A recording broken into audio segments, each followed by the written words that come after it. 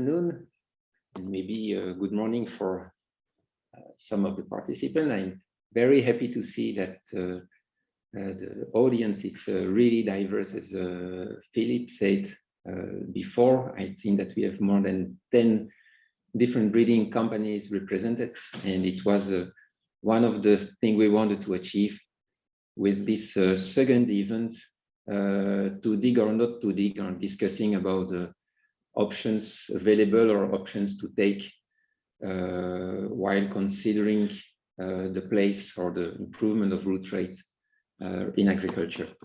So I will quickly set the scene from a scientific point of view. So I'm not going to make a long introduction of roots. I think that if you are there, you know what they are about, and the topic that Jonathan will address will actually make it really broad.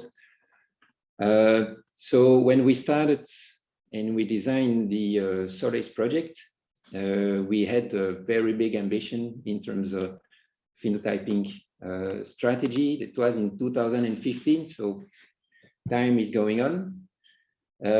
So we had in the project, we have been working on 3 species: potato, durum, and red wheat. Today we are going to talk mostly on the durum and red wheat. And one of the work package in the project was dealing with genetics, which led us to work with large panels, and we chose to work with diversity panels of more than 200 lines in red wheat and in durum wheat. And these 2 panels have been kind of intensively phenotyped using state-of-the-art phenotyping platforms that are available in Europe.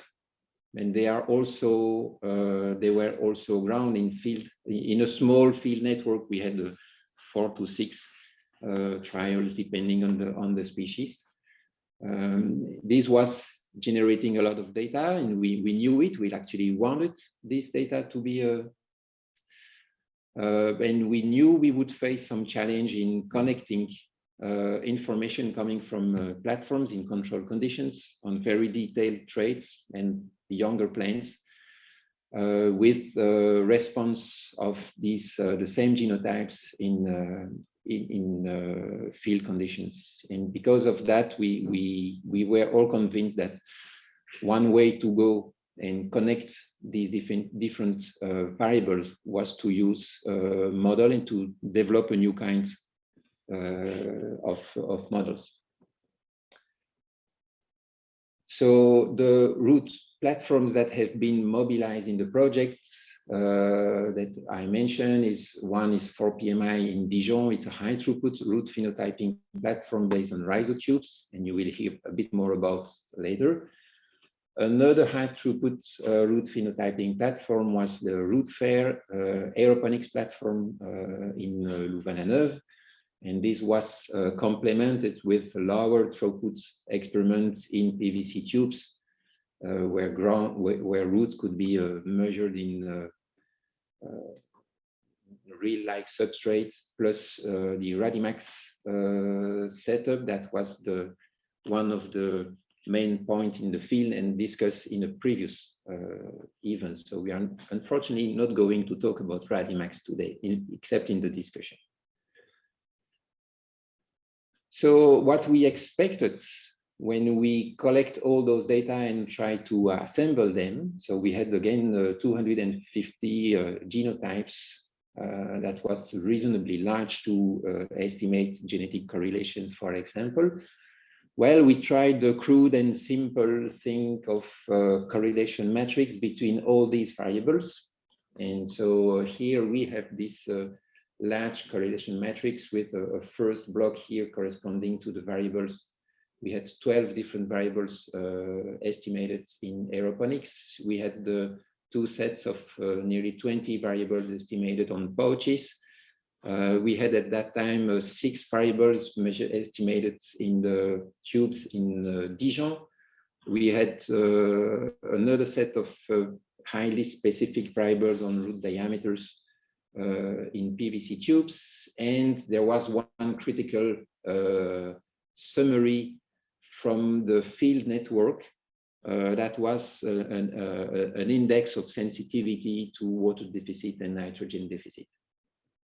And so we expected that it would be difficult.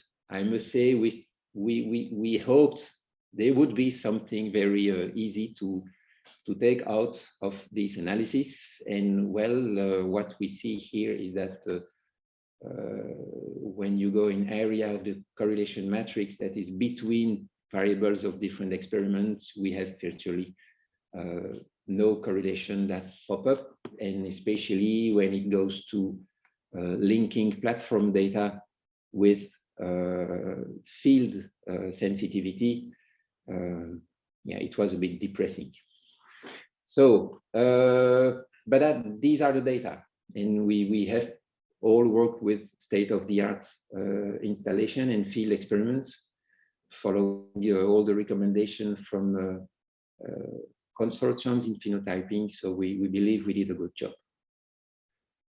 So this has actually defined the topics we wanted to share with you, because these results are going to be published and you will know about them. But having a discussion with the stakeholders about what we believe are hot topics in the area of bringing root phenotypes into a breeding context.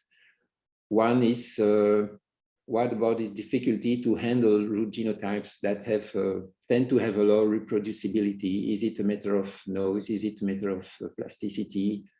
Can we control that?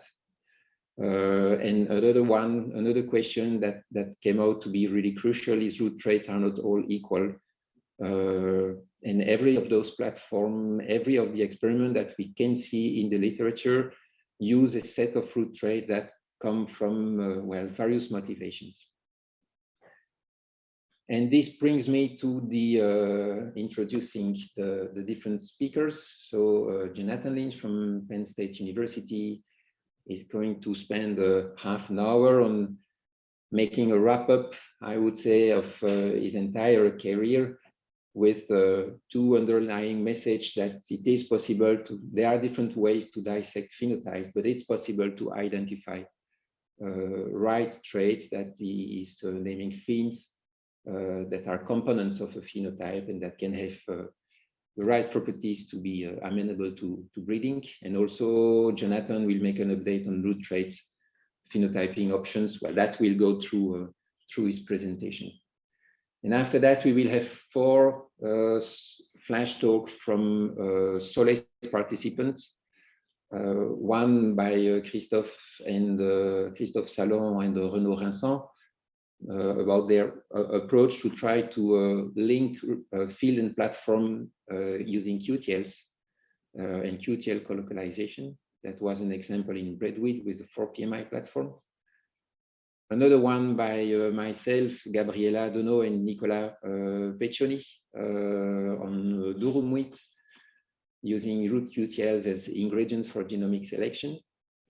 Then Boris Parent is going from INRAE, is going to talk about the interesting correlation between or links between tillering and yield sensitivity. And we know that tillering is probably is certainly a key point in terms of root architecture on the later stage of growth in wheat. And then Pierre Martre is going to illustrate the attempts at what we are currently doing still in the project to connect virtual plant model and crop model. And we will end up with a long time for discussion. So I will directly leave the floor to, so I stop sharing and leave the floor to Jonathan. Jonathan, I thank you again for agreeing to spend a lot of your time with us, and the floor is yours. Thanks.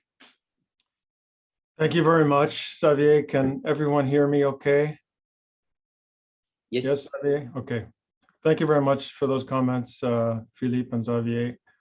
And thank you all for joining today. I'm very honored to be able to speak with you.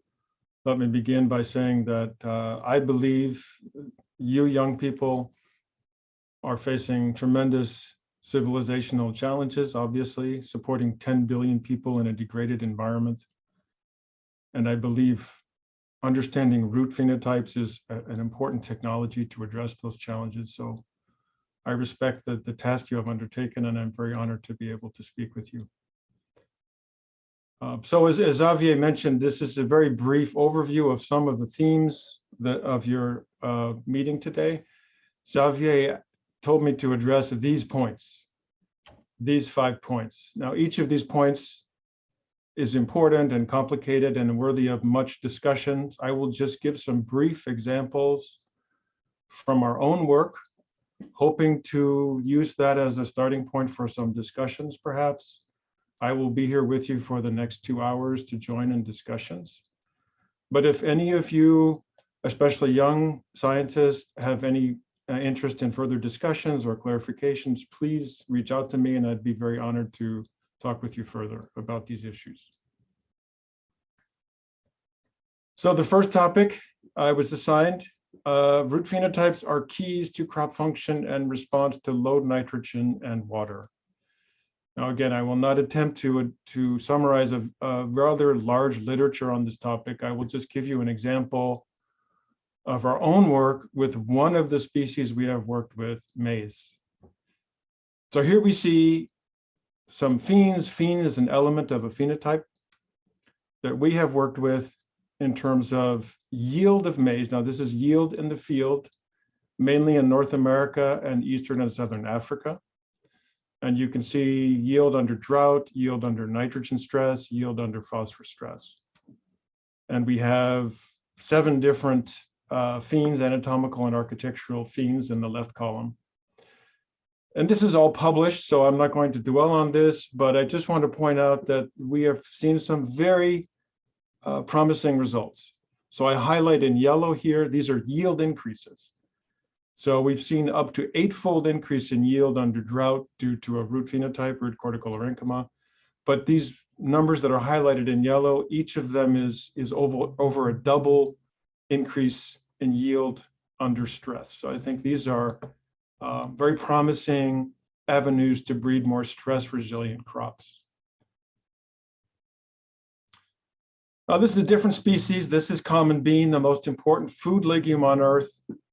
And we worked for many years breeding ourselves and working with bean breeders in Africa and Latin America to develop bean lines with better tolerance to low phosphorus availability, which is a key constraint to bean production in developing countries in the tropics. And so on the left, you can see a typical bean phenotype, a standard phenotype, the phenotype that is commonly found when we began our work back in the 1980s. And on the right, you can see after many years of work, we discovered various phene states that were contributing to topsoil foraging, which is important for phosphorus capture because most of the phosphorus availability is in the topsoil. So you can see it's not just one phene state, but multiple phenes we're interested in here. Many of them architectural, but also anatomical. You see at the bottom root hairs. And employing phenotypic selection, direct phenotypic selection, because bean breeders in the tropics generally do not have money or resources for genotypic selection. But these are all visible traits that can be easily seen, visible phenotypes. So selecting for these root phenotypes, we have ourselves and in collaboration with CIAT and African breeding programs, released new bean lines with better root phenotypes for topsoil foraging that have between 100 and 150% better yield in regional trials in Africa and Latin America. And for example, 2 years ago, we've released 6 new bean lines in Mozambique with substantially better yield in low input conditions than the best available elite lines. So this demonstrates the value of root phenotypes for breeding. We also have done this in soybean in collaboration with my colleague Xiaolong Yan, who's tragically passed away from cancer some years ago. But taking the same ideas from common bean, applying them to soybean, which is a genetically related taxa. You can see on the left, I'm not sure if you can see my pointer here, but on the left, the far left, you see a standard soybean root phenotype after several thousand years of soybean cultivation in China. On the right, you can see this topsoil foraging idiotype that we were selecting for. And then the image on the right, you can see the result in the field in South China. South China has low phosphorus soils. And compared to the best available varieties, these phosphorus efficient lines developed by Xiaolong's team had much better yield. 15 phosphorus efficient soybean lines were released by Xiaolong's team in China. 3 of those actually were released in Mozambique. So our work with legumes demonstrates the value of root phenotypes for breeding for adaphic stress. The second point, how do we assess large numbers of genotypes? I'm just going to give you this one slide. Of course, the throughput of phenotyping is totally dependent on how you are phenotyping, what is your situation. But I can say that over the past 15 years, our own breeding and genetics work, we normally achieve between 100 and 200 genotypes per day in the field for multiple root phenotypes using a crew of 3 to 10 laborers, and these are generally unskilled laborers. And as I'll talk about in a moment, this rate is being accelerated. We have similar throughput for seedlings in controlled environments, but with less labor.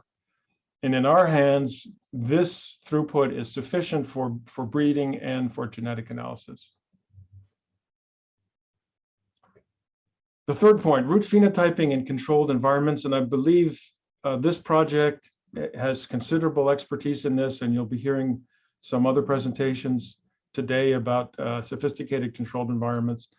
Our work has always focused on very simple technologies because we're interested in helping third world breeders who don't have access to a lot of money and equipment or even electricity, for example. So we do very simple things. So I'm going to tell you a story about a very simple study. Now, this is with common bean, and we were interested to know if the architectural phenotype that we see in seedlings in growth pouches, very simple, blue paper, blue germination paper in a plastic bag, accessible to anybody on Earth. And we evaluated a diversity panel of 577 bean genotypes representing the entire diversity of cultivated common bean in over 50 environments, representing 5 years of trials, 3 continents. And you can see on this map a wide range of locations in which we had either non-stress, drought, heat, or low fertility. And we were interested to see if our simple seedling phenotypes had anything to do with yield in these various environments. This is work of Chris Strock, and this was published. And so by screening all these genotypes in the seedling stage, we were able to cluster them into 5 groups based upon, for example, basal root number, taproot length, other things. And Chris identified clusters 3 and 4 as being sort of intermediate in terms of having both topsoil exploration, which is important for phosphorus capture, and subsoil exploration, which is important for nitrogen and water capture. And if we look at the yield of these plants over these many trials I mentioned, we can see that clusters 3 and 4 had the best yield under non-stress conditions. Cluster 4 had the best yield under drought, and clusters 3 and 4 had the best yield under low fertility. And I think there's good reasons for this. We believe that this sort of dimorphic root phenotype that can do both topsoil and subsoil foraging efficiently is optimal for this species. I won't go into that today. I know that common bean is not part of your project, and I don't think is very important in Europe. But I'm showing you this as an example of a simple seedling screen that actually was related to field performance across a wide range of environments. So the fourth topic, root phenotyping in the field, and I think this is where most root phenotyping should happen, and it's where most breeders are going to be conducting root phenotyping. I was going to mention 4 different things here in this topic. The first is shovelomics, which I think Philippe mentioned. And this is basically taking a shovel and digging up your root crown, just the crown of the root, washing it with a hose and taking a photograph. Or just visually observing it. And a lot of important phenotypes can be observed at this scale. This normally takes us about 2 minutes per plot with unskilled labor. We normally do about 25,000 plots per year with a variety of species, as you can see here. Alex Bush, working with us, developed a nice software tool called DIRT, Digital Imaging of Root Traits, so that instead of just visually inspecting these plants, which is where we began this work, or taking a photograph for later image analysis, in this case, you could take a photograph with any cell phone or camera, and then later upload it to Alex's website, and this software will return back to the user free of charge various metrics related to that image. Let me give you an example of how this has worked. This is an example from our maize work. So these are maize crowns excavated in the field. I believe this was South Africa. And you can see in this case, we're looking at the growth angle of crown roots. So you can see it varies amongst maize lines from very shallow to very deep. In fact, when we phenotype 5,000 genotypes as part of the Maize Nested Association mapping panel, see wide variation in angle from basically almost horizontal to almost vertical. And this is something we have always observed with root phenotypes. We see huge natural phenotypic variation for every root phenotype we've ever examined. So using Shovelomics in the field, we evaluated 400 genotypes of a maize diversity panel over 4 years in South Africa. And this particular phene I'll be talking about here is root angle. And with that information, these lines are genotyped, of course. We can conduct GWAS. We see in this case an interesting candidate locus on chromosome 1. This is work of Hannah Schneider, who's now at Wageningen. We have an expression atlas for maize that tells us that this candidate is expressed in roots. So this was interesting. And a mutant line was available in this candidate gene, CYPK. And you can see, even with your eyes, that the mutant has a different root angle than the wild type. Under this, you can see that the bars are under low nitrogen and under drought condition. The root angle of the wild type was shallower than the mutant. And so we think that under nitrogen stress and water stress, we want roots to be steeper, so the steeper angle was beneficial. This mutation was also associated with better nitrogen capture and growth under low nitrogen. So we first examined this in our root simulation platform, OpenSimRoot. So OpenSimRoot tells us that this change in angle of these roots should result in better plant nitrogen uptake and better plant biomass. On that basis, we did field studies under low nitrogen, and using N15 injected at depth, we see that in the field under low nitrogen, the mutant actually had better growth and nitrogen uptake.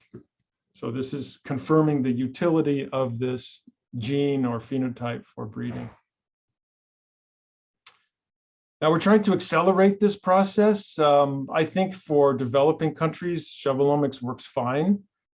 In the rich nations, such as US and Europe, the breeding companies are uncomfortable with this kind of manual method.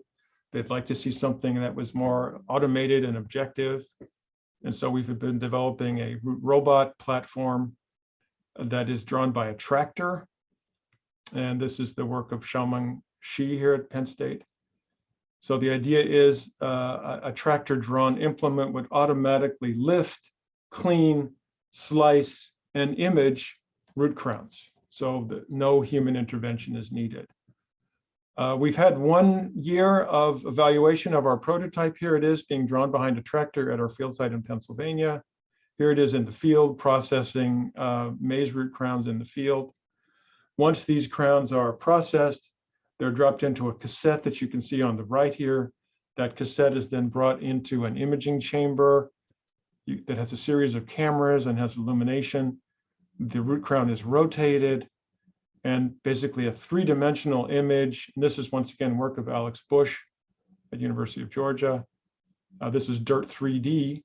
So this is a visual image. This is not X-ray or MRI. This is just light optics. This is just the cameras.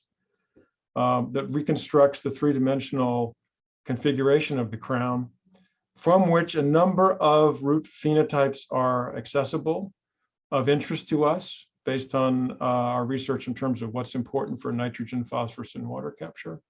I won't go into any detail here, but a lot of information comes out of this type of analysis that it should be useful for genetic analysis and breeding. I want to mention root anatomy because in our experience, these are very important phenotypes that are often neglected in breeding programs. And so to accelerate the process of phenotyping root anatomy, we developed this system called laser ablation tomography, which uses a pulsed ultraviolet laser to ablate tissue or anything, rocks. It could it's been used for a variety of different types of materials. You can see on the lower right a real-time image of a maize root excavated from the field being ablated with this laser. And then you're basically destroying the sample. However, you've captured an image of the sample in 3 dimensions. And so you get a lot of information very quickly about the anatomical phenotype of your sample. And we've done some interesting things with this related to phenotypes of interest for breeding. I'm just going to give you one example. I mentioned at the very beginning of my talk that root cortical parenchyma is important for plant adaptation to edaphic stress. And so using image analysis platform that we have made available to the community called RootScan, and now that's being developed into RootScan 3D by colleagues at University of Nottingham. We can take images from microscopy or from laser ablation tomography and automatically extract various anatomical features. You can see here in red, this shows you the root cortical parenchyma area. So once again, this is work of Hannah Schneider, and we show with this anatomics platform the identification of a gene ZMBHLH121 associated with root cortical parenchyma. So with those same root crowns that we excavated in the field in Africa, we took a section of that root tissue, ablated it with laser ablation tomography, ran it through our image analysis platform, pulled out a number of phenotypes of interest, including root cortical parenchyma. So here we have GWAS for root cortical parenchyma in field-grown maize roots. We see here a candidate locus on chromosome 2. We know that it is expressed in the cortex, which is what we would like. We developed overexpression lines, RNA interference lines, and CRISPR lines to change this gene to see if it affected the RCA phenotype. Here we see RCA phenotype on the left under low nitrogen, water stress conditions or controlled conditions in the field. B73 is our wild type. When we overexpress this gene, we increase parenchyma formation. When we knock it down with RNAi, we significantly decrease RCA formation. A CRISPR line that interrupts this gene significantly decreases RCA formation, and a mu insertion line that disrupts this gene interferes with RCA formation. So once again, this is proof of concept that you can go from the field to genes controlling anatomical phenotypes in a fairly high throughput manner. I finally want to mention that a new technology hasn't been published yet called LEADER that is even quicker and faster than what I've been talking about. Here's Molly Hanlon, who's been leading this work. And this work employs handheld X-ray fluorescence spectroscopy, although it doesn't need that, but this makes it very nice. Here you can see Molly holding up this handheld unit to a rice leaf, and this emits an X-ray into the tissue or the sample, whatever you're sampling. And by looking at the fluorescence emission spectrum, you can quantify the level of metals, the concentration of metals in that sample. So you have all the metals in that leaf in a matter of seconds. So the idea is LEADER, being leaf element accumulation from deep roots, that in any soil on Earth, there's a different availability of metals with depth. So there are some metals that are found more in the topsoil for various reasons, and there are some metals that are found more in the subsoil for various reasons. And even if for some reason your soil is very young and has a uniform distribution of metals, the availability of those metals will change because of oxygen and water and microbial activity that vary with depth. So every soil on Earth has gradients with depth for different metals. So we can imagine here on the left a deep-rooted maize line, and on the right a shallow-rooted maize line. we hold up this X-ray fluorescence unit to the leaf in the field. So it's a non-destructive assay. And both of these lines should have the blue element, which is shallow, but only the deep line should have the red element, which is deep. So this is a kind of, and it can be done in any field by anybody. Now, if you're a breeding company, you can also instrument a field to make it even more precise by applying at a certain depth a metal tracer such as strontium that is cheap and non-toxic. And now by looking at the signal of strontium, you can determine if your plant is reaching that level of tracer in the soil. So Molly's been evaluating this technology across various soils and field sites in North America with diverse maize germplasm. And basically, she sees a very good correlation between these leaf elemental signatures and root depth. So D95 is taken from coring. That's the depth at which 95% of the roots reach in the soil. Here's our estimated D95 from LEADER, from non-destructive elemental analysis, and you can see an R-squared of 0.76, which is very good for field work. And she's able to very clearly discriminate deep-rooted lines from shallow-rooted lines using this method. So I think this is going to be an important breeding tool to quickly determine whether your lines are deep or shallow-rooted, which is important for water capture, nitrogen capture, and carbon sequestration. Finally, modeling, which is an important, complex topic, which I think is going to be very important in years ahead.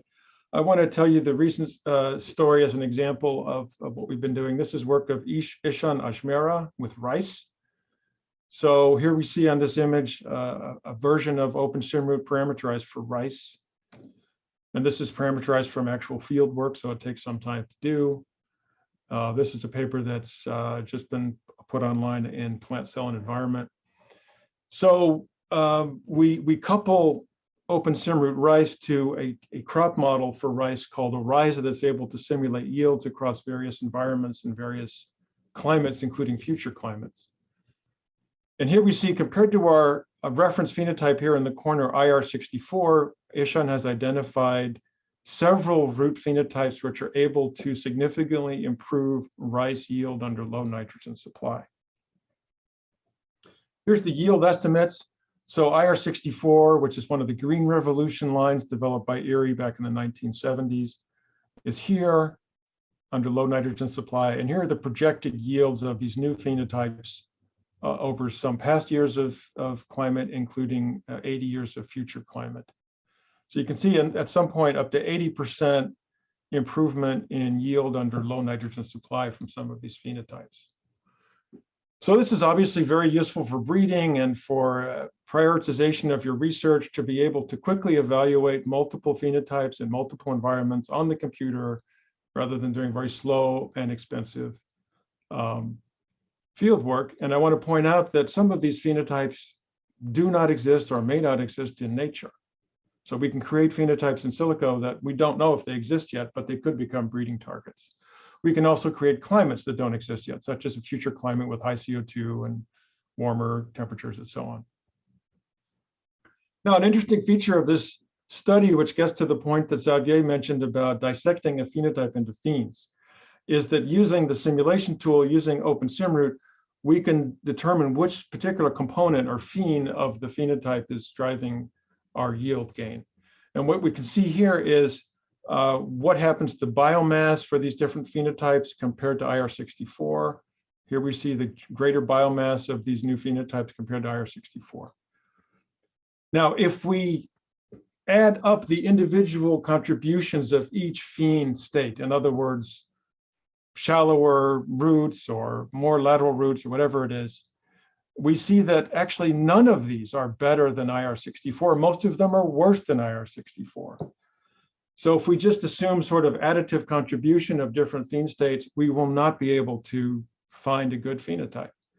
The reason these phenotypes are better than IR64 is because of synergism among the phenotypes. And as an example of that, I asked you to look at your hand.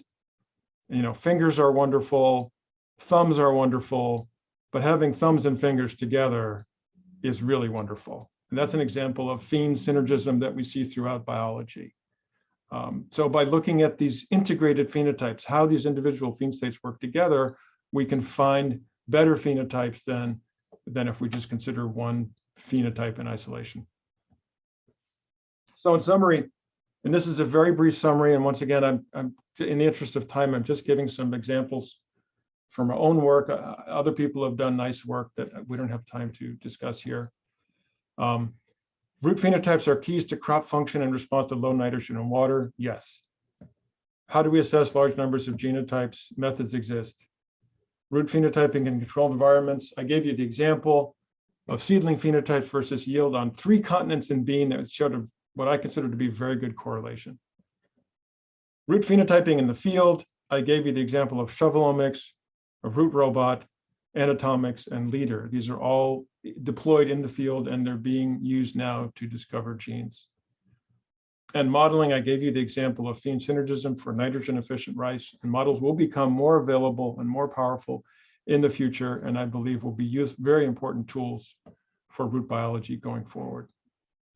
Obviously, this is the work of many people I'm summarizing. This is the current configuration of our team. So thank you very much.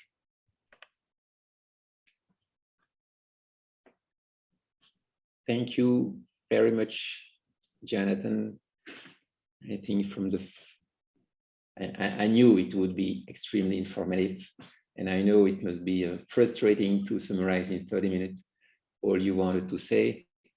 There are at the moment 2 questions, and if I see them, they are kind of related to the type of discussion we wanted to have. So I suggest we keep those questions for the after the discussion, the presentation of the SolACE participants,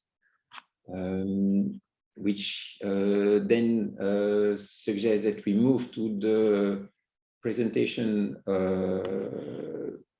by Christophe Sanon and Renaud Rinsan. So Christophe has made a video illustrating the 4PMI platform that is running in Dijon. So it's going to be presented, and I guess Amelia is going to share the video, and then Renaud will present the analysis of results from a wheat experiment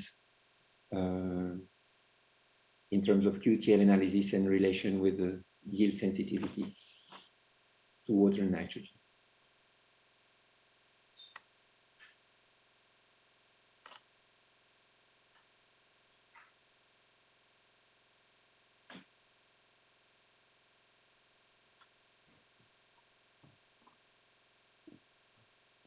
But I don't know if there is a sound behind the movie or not. No, the sound is coming, we checked. Okay. At INRAE, we have developed plant containers which allows us to grow plants and see 100% of their roots. Seeds are sown in the rhizotubes and separated from the substrate by a special membrane that allows everything, nutritive solution, rhizodeposits, microbes, to go through, but not the roots. This has been published in a paper, and this has been also patented in Europe in cooperation with 2 private companies. And these innovations are distributed worldwide. The trademark is Rhizo. In this movie, you will discover our platform, which comprises 6 environmental conditions where rhizotubes and pots are conveyed automatically from the greenhouse to the imaging cabins. We have 800 rhizotubes and 1 phytosanitary cabin. We have also 5 imaging cabins in visible light, near-infrared, and fluorescence. This allows us to extract forms from shoots. 1,200 rhizotubes are automatically irrigated with various nutritive solutions. And our germination chambers are used at the start of the plant growth. We have also a high-resolution cabin which allows to get root images with a 7-micron resolution. For example, here you can see nice and precise images of the roots of a pea plant. And here is an example of what we get when we phenotype a grain legume with or without mineral nitrogen, and so respectively without or with symbiosis within nodules between plants and rhizobia. And here you see various focus of the pea root up to a large image of a pink, healthy nodule.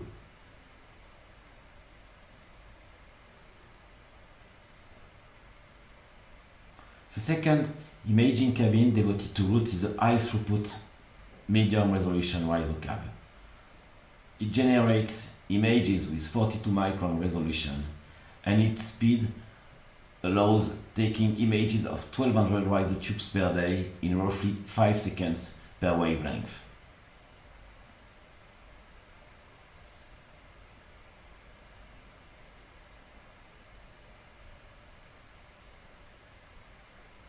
Using these tools, we already work with many species to assess inter- or intra-species phenotypic diversity. And these various species have been studied within projects on various thematics such as plant microbe interactions, drought or heat stress, biotic stress, nutrient stresses or association between plants. Using these tools, we gain images which are segmented to extract the forms of interest. We can also use our algorithms to get other root traits, such as root angle, height and width, or root projected area. These help us to assess root system architecture dynamics non-destructively. As we produce thousands of plants, we had to speed up the analysis of the various traits. For that, we developed artificial intelligence methods such as deep learning for image analysis to increase data quality and speed up the image analysis. Manual annotation of many images provides the ground truth which is needed to test and validate our algorithm, which led to very fast analysis of images.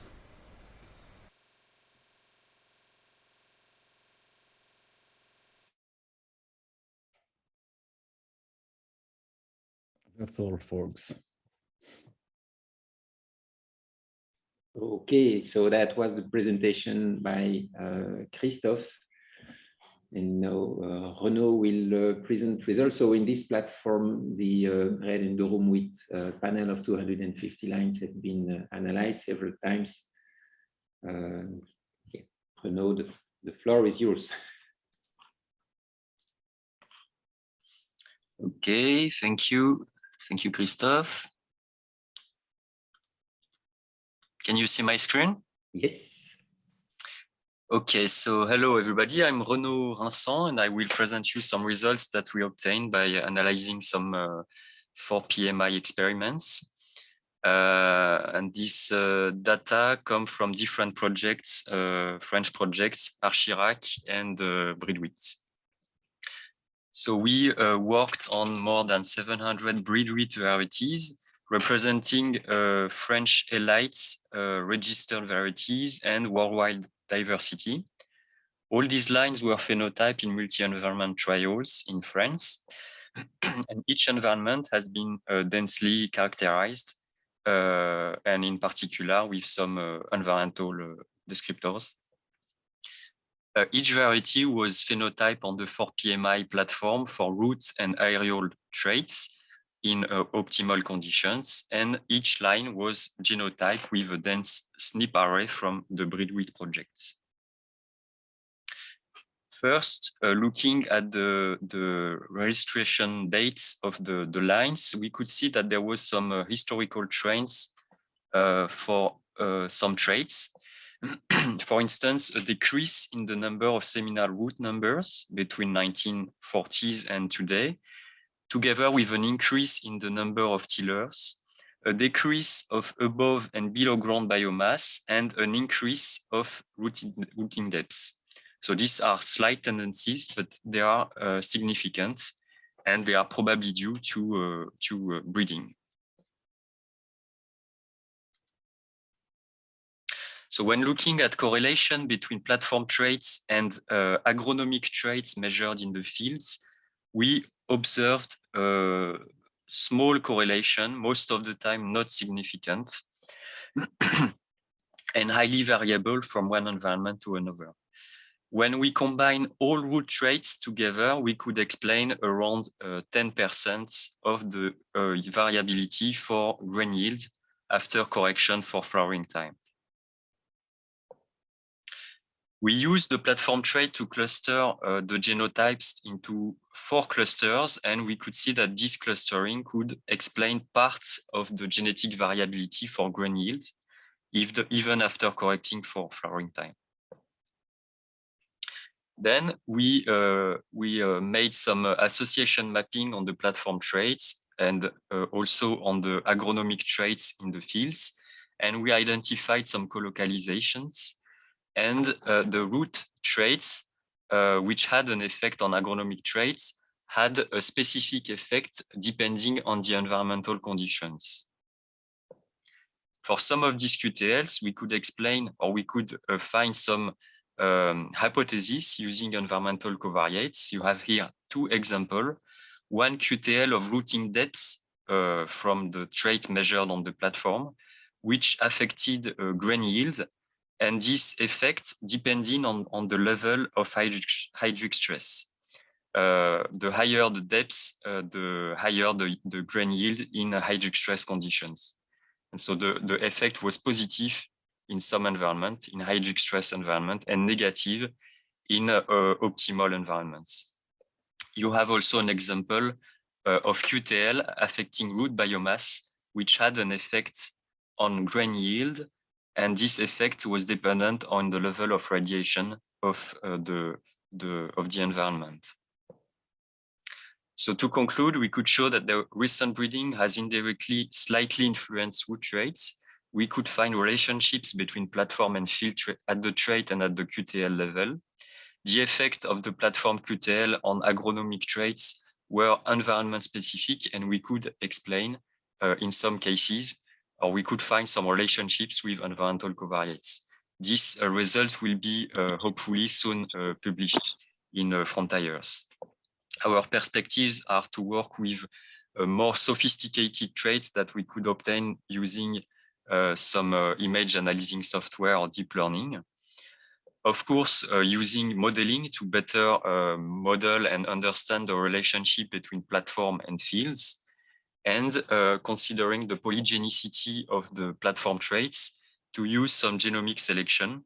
We have obtained some first preliminary results in SolACE, which are quite promising and which we'll present at the final meeting. Thank you for your attention. Thank you very much, Renaud.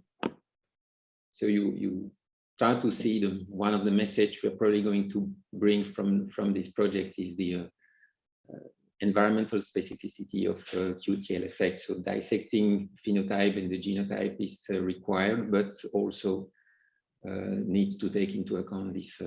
Well, that will be the point for discussions. So I'm now moving, and I will share the screen.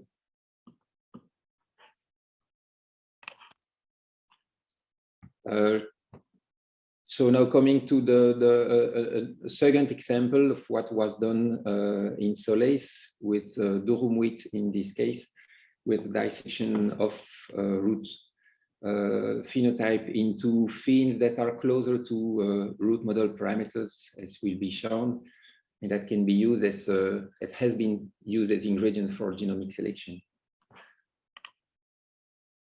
So in a small video to illustrate the root fur platform that was used. So it's a small platform in Louvain where we can accommodate 1,000 plants for approximately 3 weeks. So the environment in the greenhouse is mapped with a resolution quite high in terms of light, and we have a dedicated scanning system that will take pictures of those root growing in 3 dimensions. So these are high resolution pictures. And the roots, as you see, are growing in aeroponics, giving a very specific type of environment. So the platform is now in action. Every plant will be imaged 2 hours, every 2 hours.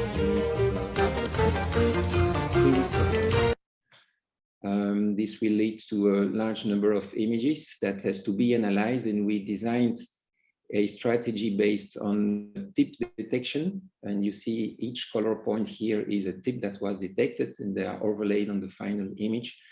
And by analyzing the tips as populations, we are able to estimate parameters describing growth, branching, angles, of the 250 lines.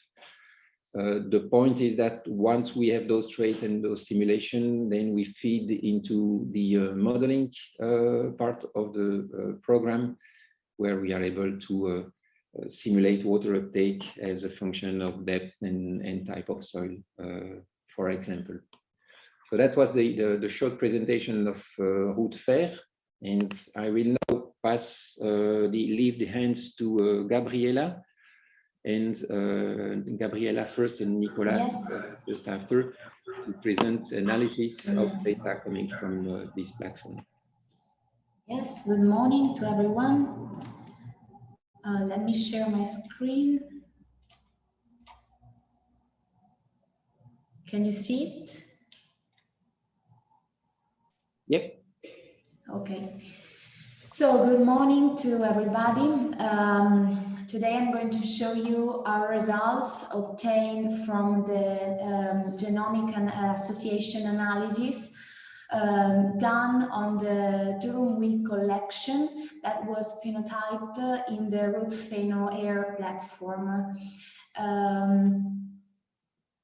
So this is a table reporting the list of all the variables that were measured in the root PhenoAir platform.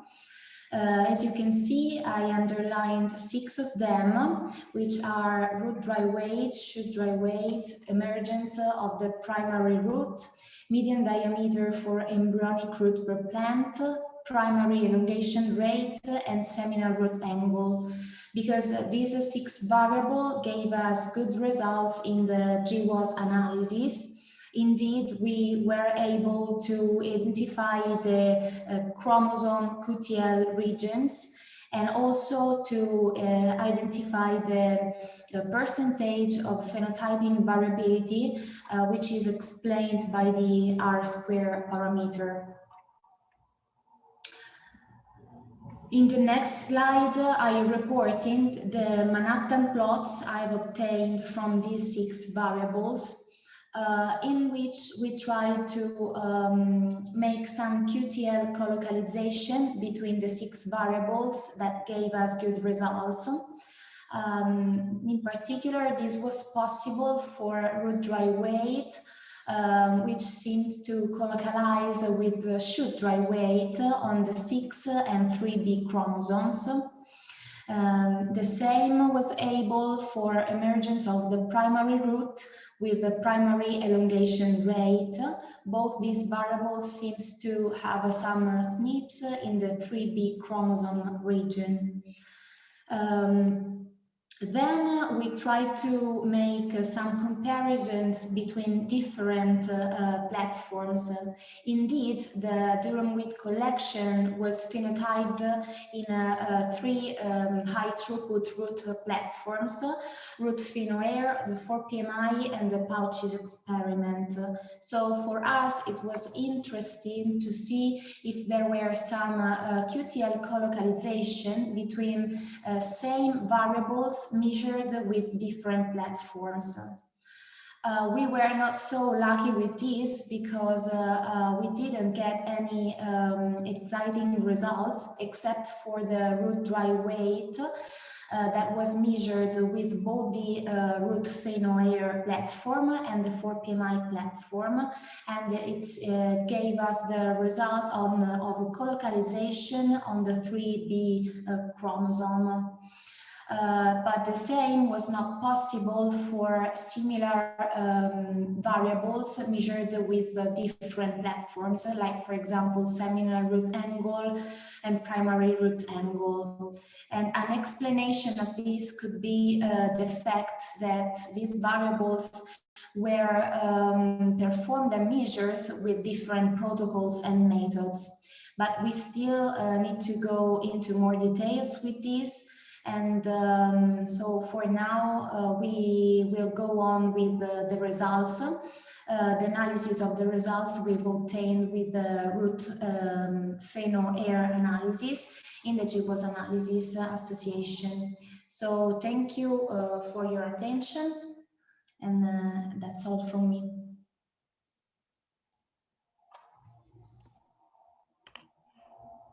Thank you very much, Gabriela.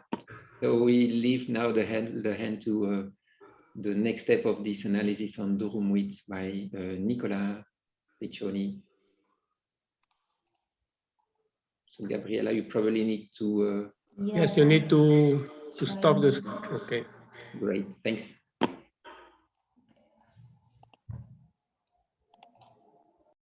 Okay, can you see the screen? Yes. Okay, so what I present is, I don't know if you can see the slide. Yes. What I'm presenting is the first results of Paolo Vitale, our PhD student that is trying to insert the root traits in a multi-trait genomic selection approach to support genomic prediction for grain yield in durum width. So this is the aim. The aim was to explore the potential to increase prediction accuracy through modeling of root-related traits in multi-trait genomic prediction framework. And for this, we used the SolACE data.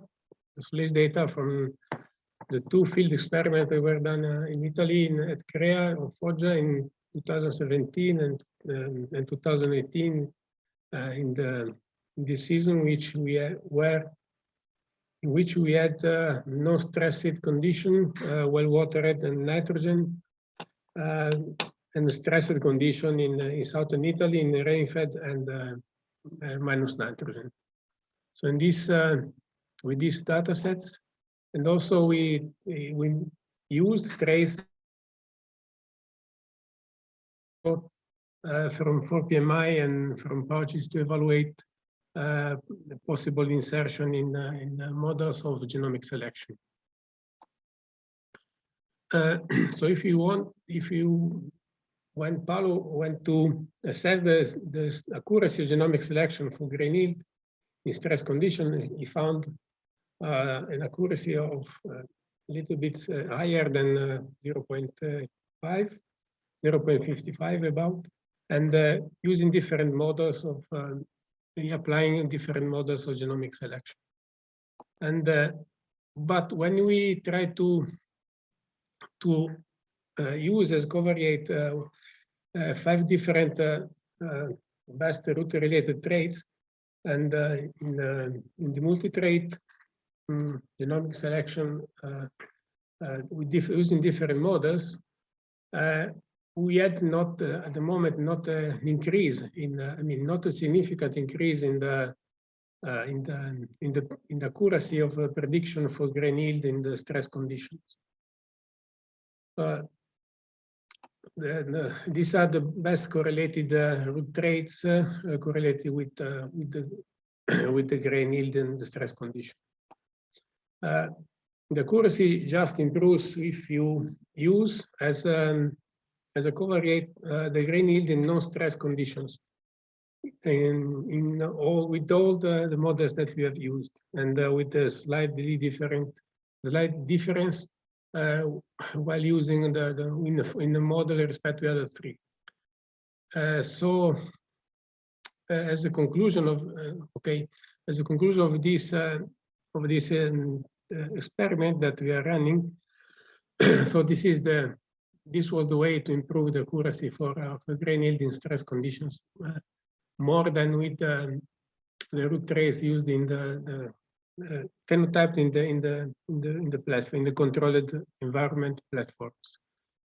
And what we are doing now is just to use other ways for inclusion of root traits in the genomic selection models, like using a machine learning random forest algorithm, and also deep learning densely connected networks, to see if with this machine learning algorithms we could improve the result with for the inclusion of the root traits in the multi-trait genomic selection. And that's all for the moment. And thank you.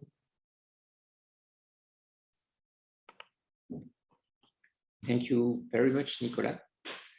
I'm sure there will be further question coming in the discussion when we try to start predicting from including route information.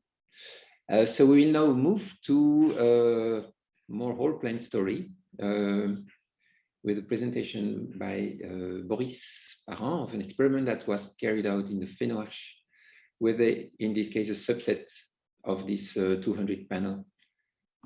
Boris. Hi, everyone. I'm trying to share my screen. Yes.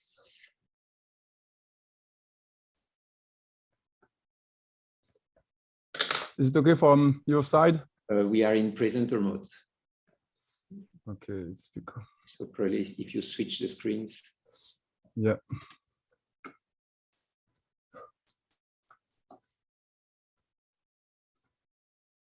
And now? Still. We did that 1 hour ago. It was. It was working. Yeah. I never understand how it works with several screens.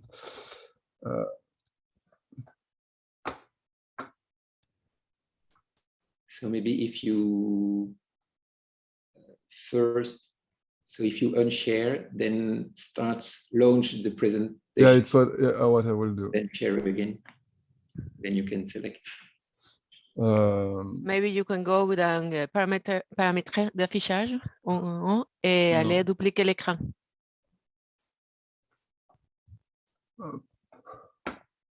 I'll put my screen here.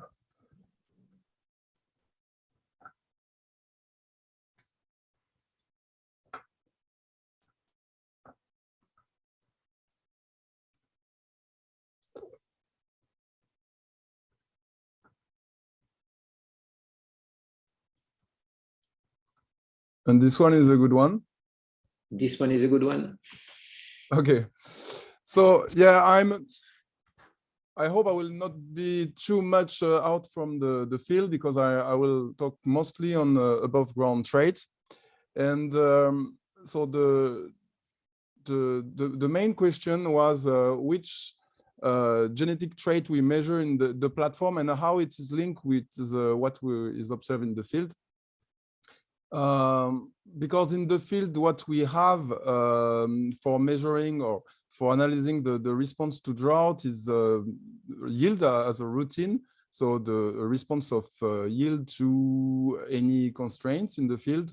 And in the imaging platform we have in Montpellier, what we can do really easily as a routine is to measure shoot expansion and then to have the response of shoot expansion to drought.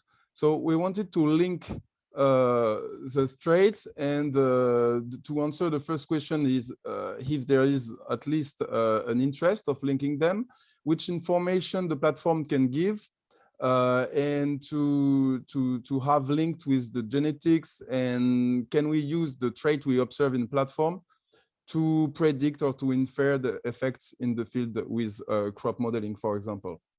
So the strategy we had was first to analyze what was the response of yield to drought, which component was affected.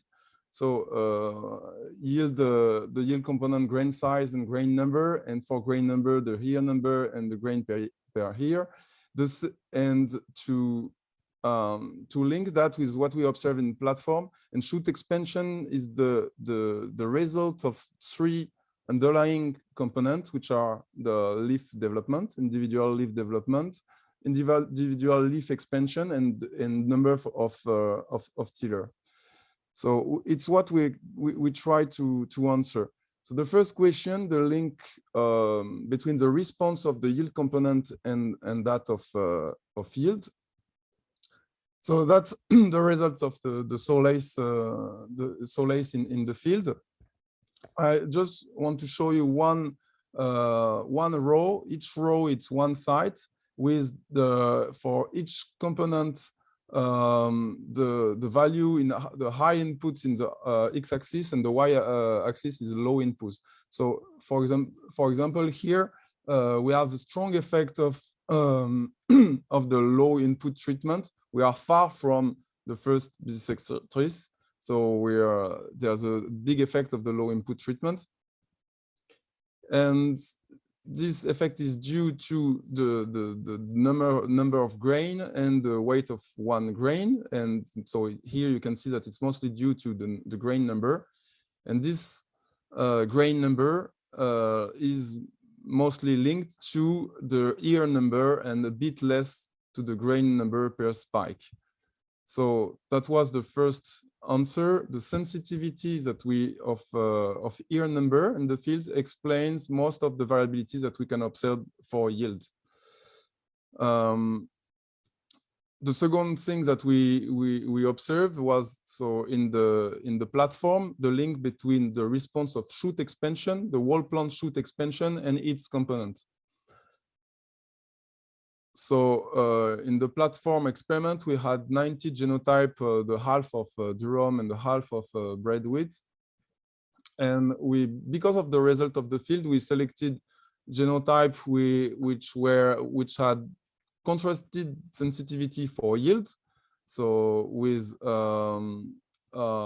sensitive genotype, the red one and the blue one are less sensitive genotype, and but that for different reasons. So we take genotype on the right and on the left to have different sensitivity of grain per ear and different sensitivity of ear number.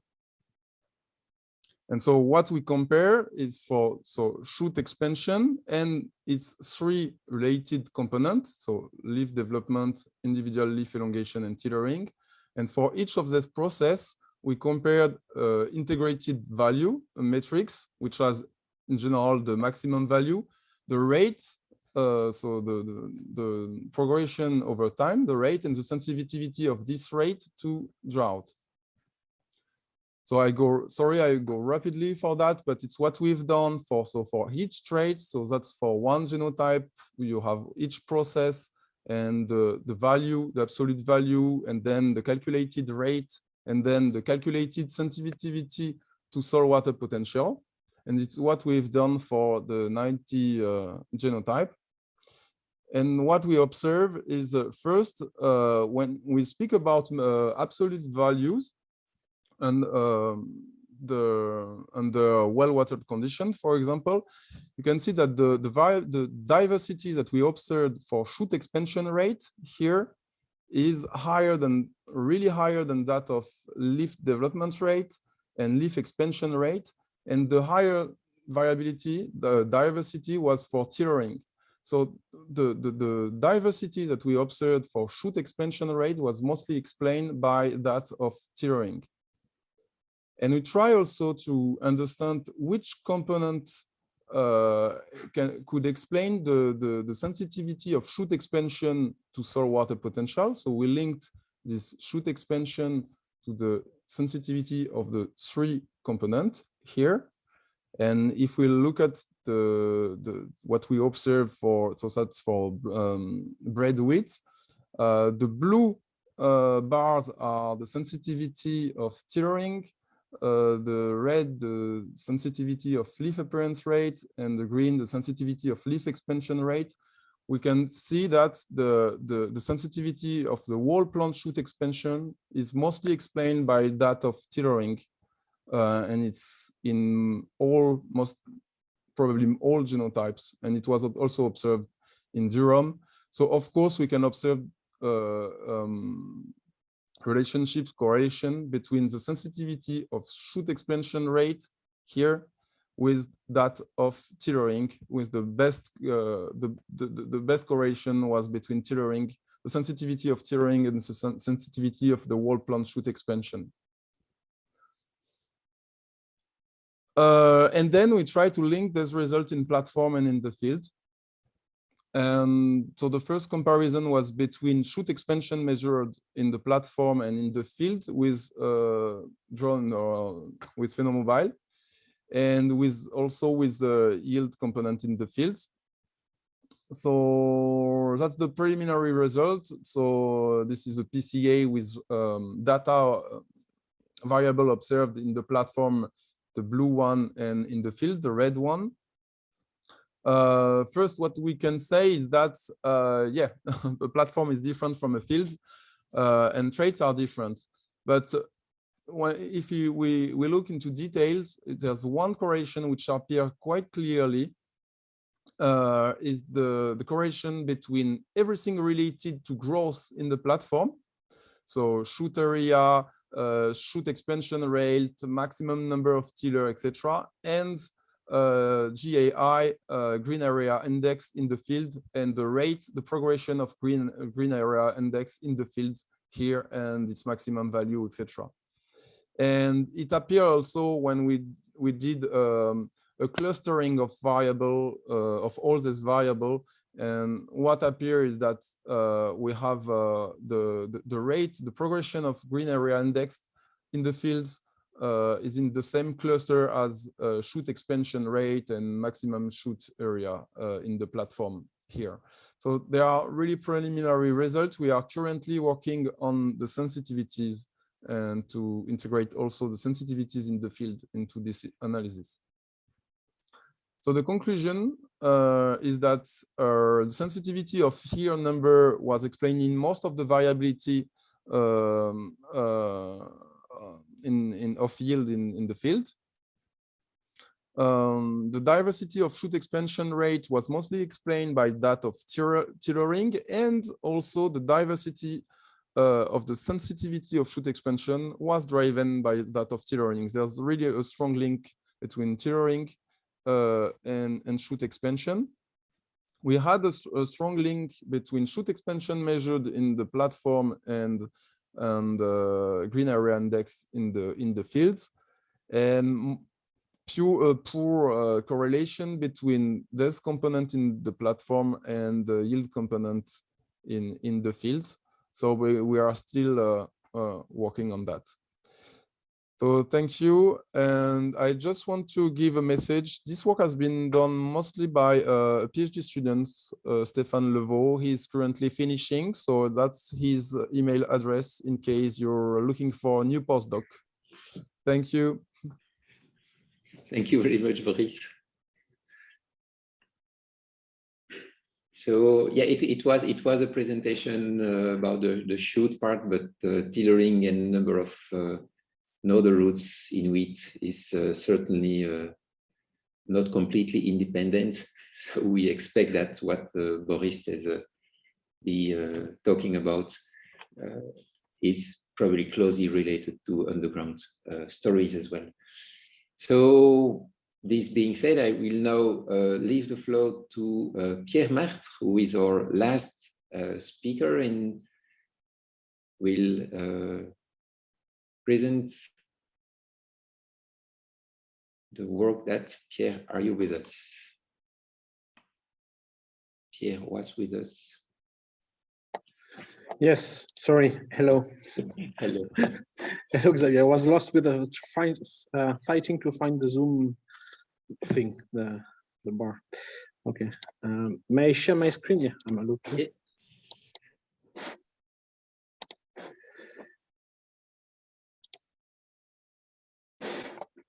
So I guess you're not seeing the right screen, right? Is that correct? No, we are, yeah, presenter mode. Yes, that's fine. It's better? Okay. So, okay, let's start with from the beginning.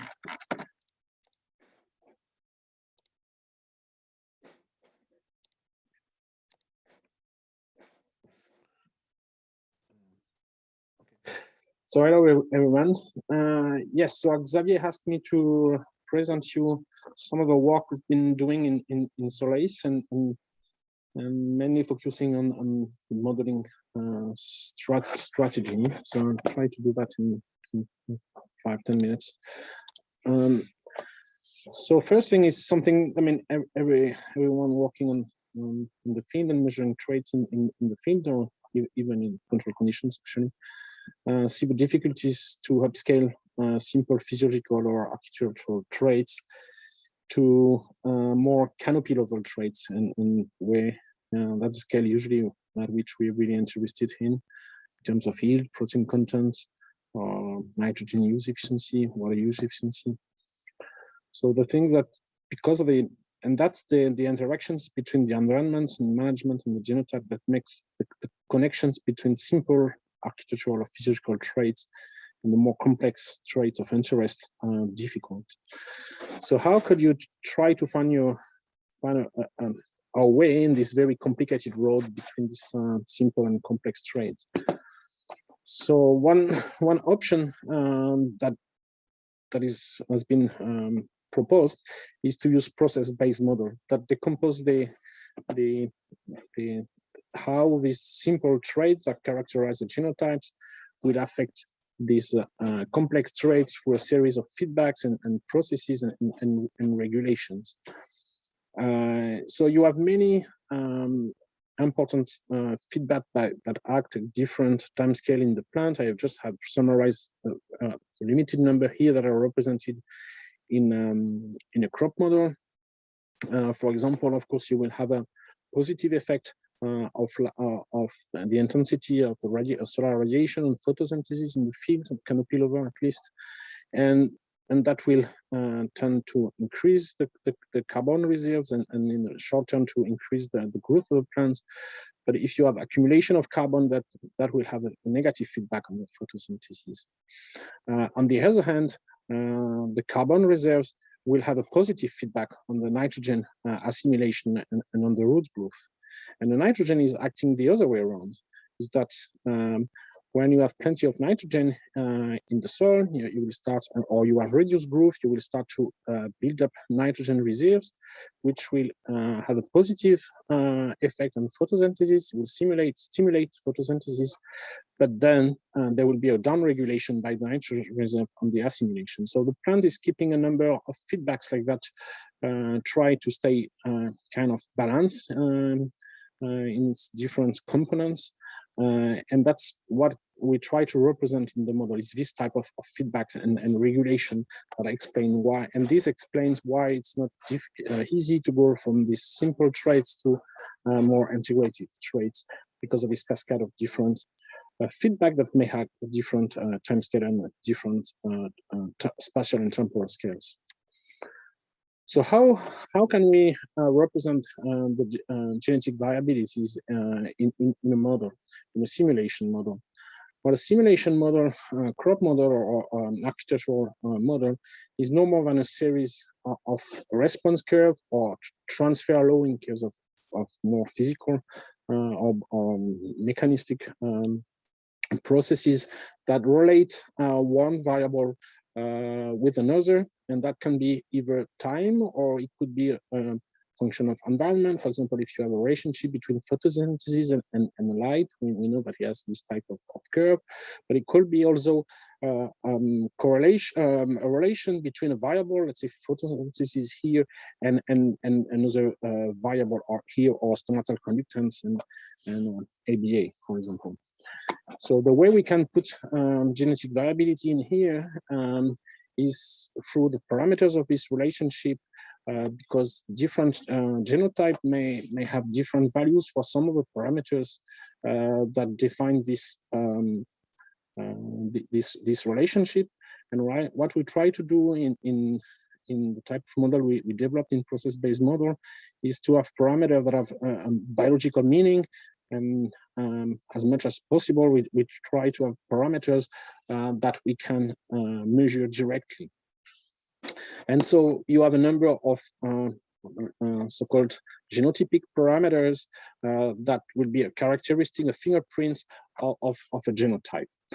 And this series of equations with this parameterization will allow you to predict the response of the system to perturbation from the environment or from the genotype or from the management, which is part of the environment in a way. So here is a representation of the crop growth model, where you have different parts. It's very much simplified here, but you have different parts with mechanism on the canopy levels, with many interactions with the grains, also with photosynthesis and allocation of carbon, with the energy balance of the canopy and transpiration, but also of course with the soil. What you could see here is that the roots, there's no compartment for the roots. Actually, it's hidden in the soil, because the description is it's not very detailed description in most crop models. This is the example of a model called SolACE quality, but it's the same for most crop model where the root system is not really representing. What we try to represent is kind of emergent properties of a root model. In the case of this model, and that's the same for AppSim, so we work pretty much the same way for the root system. So we have two main parameters. One is the rate of vertical root extension, so how fast the root front goes down the soil profile, and the other one is a root system occupancy factor, which represents the relative rate of root how the relative rate of root water extraction or nitrogen changes with reduces with soil depth. So it's a mimicking changes in both in the hydraulic conductivity of the soil, but also on the root architecture and distribution, vertical distribution of the root system. And with this, with this simple parameter, we can already explore the impact of this macroscopic, let's say, traits. Here is an example of simulation where we analyze the sensitivity of the model if we change to the change in root vertical distribution and root front velocity in two very different environments. One in the UK in Rothamsted, and the other one in Spain in Seville. What you can see here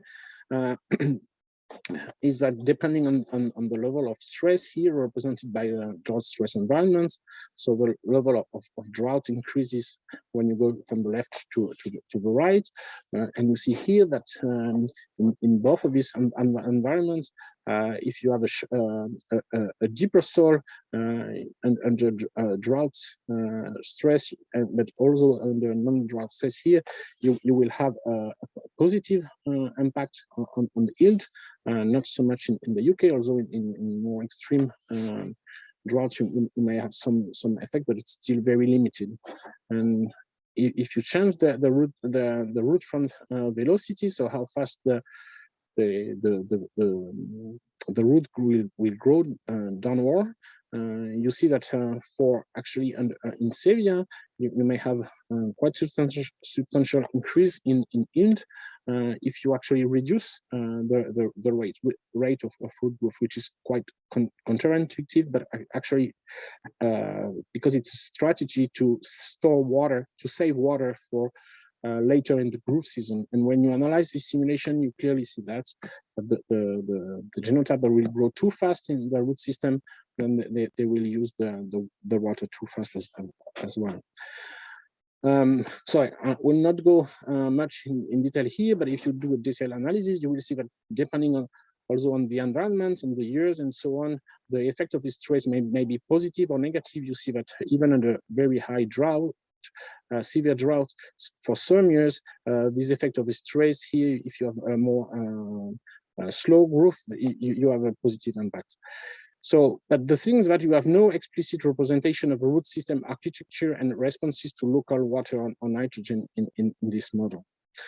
And so, what we are doing in SolACE is that we have coupled this crop growth model, or in fact, we replaced the very simple representation of the root system in the crop growth model by the serious quality.